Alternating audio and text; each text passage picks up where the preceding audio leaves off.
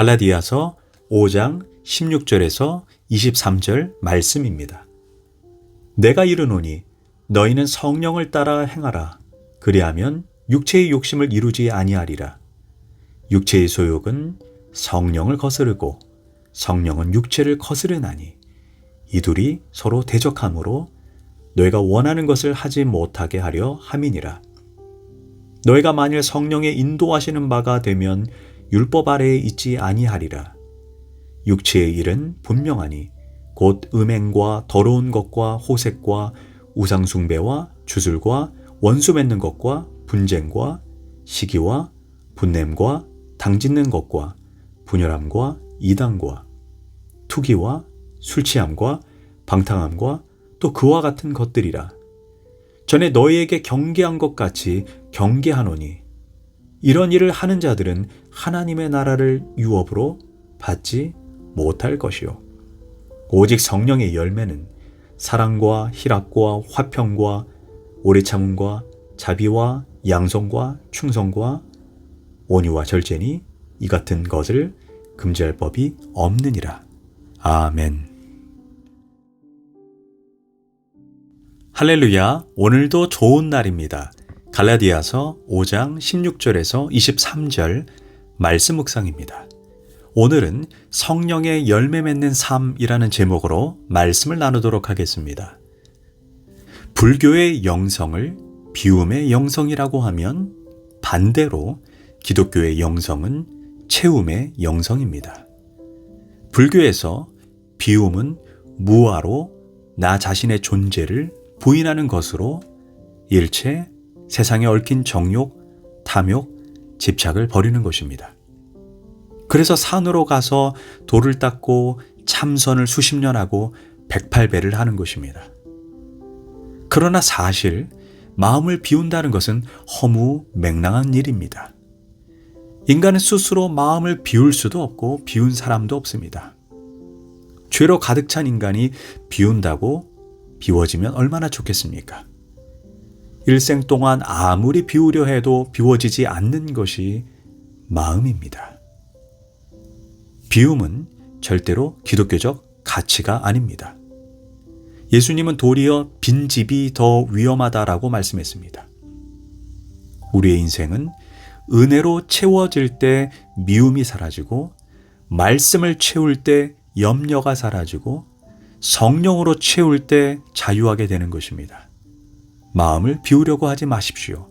은혜로, 말씀으로, 성령으로, 기도로 가득 채우십시오. 이것이 기독교의 영성입니다.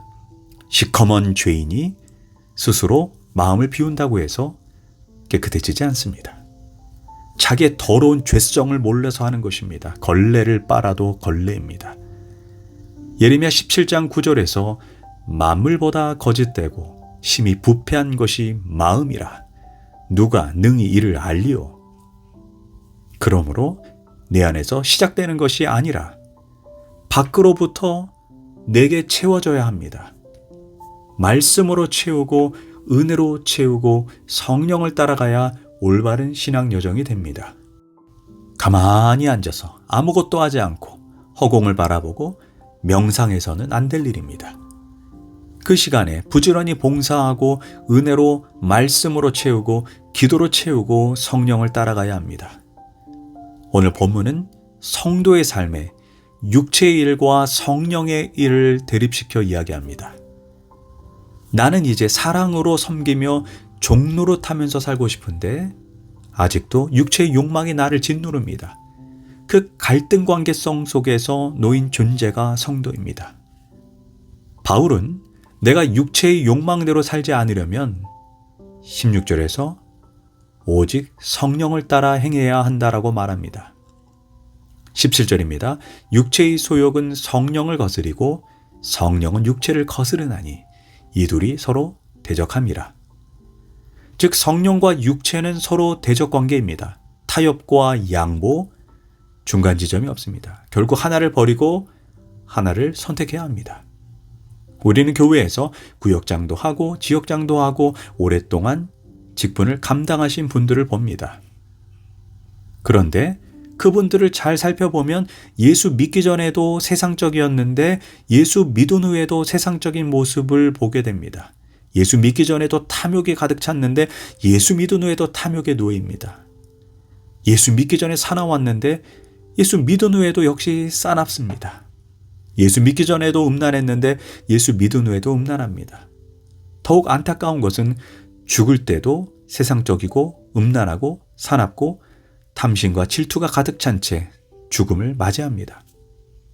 어쩌면 그분들도 마음 한구석에 이렇게 소망을 가졌을지도 모릅니다. 언젠가는 성령께서 내 성품을 변화시켜 주시겠지. 내 신앙의 연수가 길어지다 보면 예수님을 저절로 닮아가겠지. 그러나 죄송한 말이지만 그런 날은 오지 않고 생을 마감합니다. 왜 그럴까요? 우리가 예수를 고백하는 순간 우리 안에 내주하시는 성령께서 인격적인 분이라는 것을 간과한 것입니다. 인격은 내가 그에게 다가간 만큼 그도 내게 다가옵니다. 내가 그를 존중하는 만큼 그도 나를 존중합니다. 내가 그를 사랑하는 만큼 그도 나를 사랑합니다.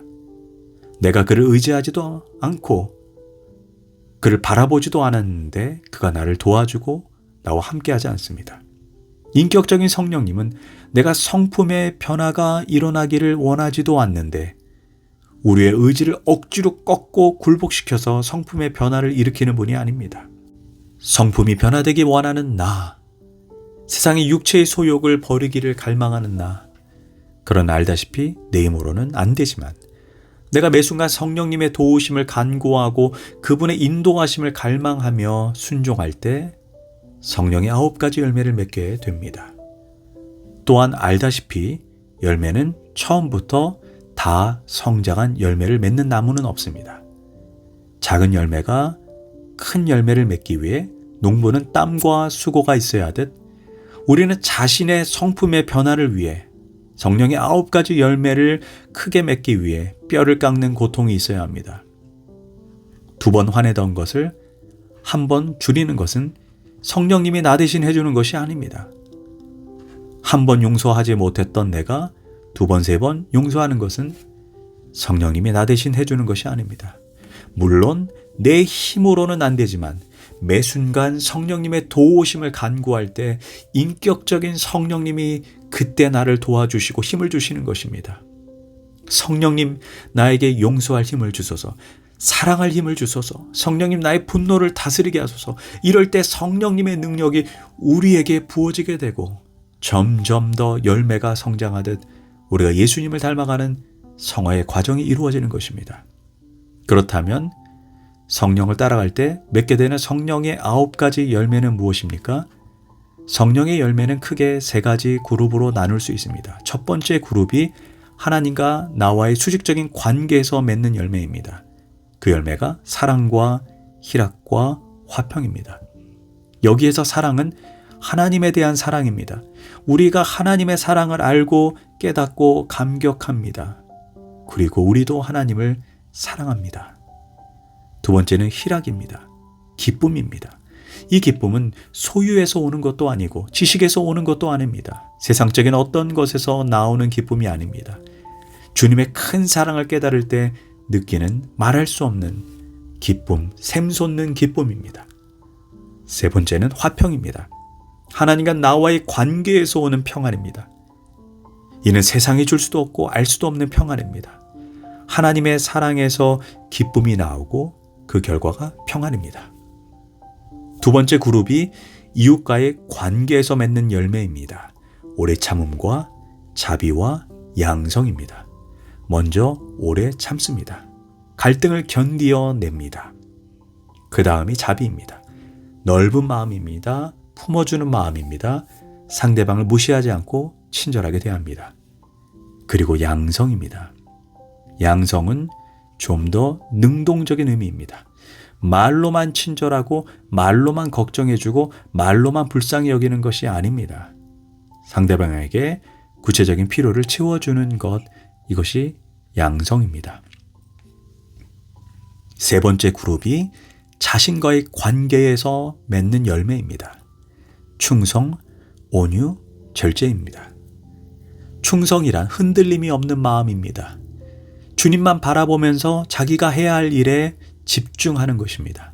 다른 사람과 비교하지 않고 이것저것 상관하지 않습니다. 단순히 한 가지 일에 집중해서 완성하는 것입니다. 온유는 프라우스로 천성적인 온유가 아닙니다. 성경은 천성적인 온유를 말하지 않습니다. 거친 야생마가 주인의 훈련과 다스림을 통해 명령에 기꺼이 순종하는 준마로 변화되는 것, 그것이 온유 프라우스입니다. 주님의 명령이 떨어질 때까지 조급하거나 원망하지 않고 조용히 하나님의 뜻을 기다립니다. 내 뜻대로 마옵시고 아버지의 뜻대로 이루어지게 하소서. 이렇게 기다리는 태도가 온유입니다. 내 뜻이 엄연히 있지만 내 뜻을 다 포기하고 그분의 뜻을 즐거움으로 기다리는 것, 이것이 온유입니다. 절제는 내가 하나님 앞에 깨어있기 위해 택하는 행동입니다. 그래서 술을 절제하고 음란을 절제하고 세속화를 절제합니다. 하나님이 기뻐하는 것을 선택하는 삶입니다. 중요한 것은 율법주의로는 결코 이러한 열매를 맺을 수 없습니다. 그러므로 성령을 따라 살아가야 합니다. 성령으로 충만해야 합니다. 성령으로 재충만해야 합니다. 성령으로 다시 채워야 합니다. 이때 내 힘으로는 못하지만 성령님의 도우심으로 나는 살아내게 되는 것입니다. 이럴 때 내 안에 성령님을 통해 성령의 9가지 열매가 맺혀지게 되는 것입니다.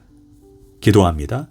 성령님, 내 안에 성령의 9가지 열매를 풍성히 맺게 하소서. 인격적인 성령님, 성품의 변화와 내 삶의 죄악을 이길 수 있는 힘의 원천이 성령님임을 알게 해주시니 감사합니다.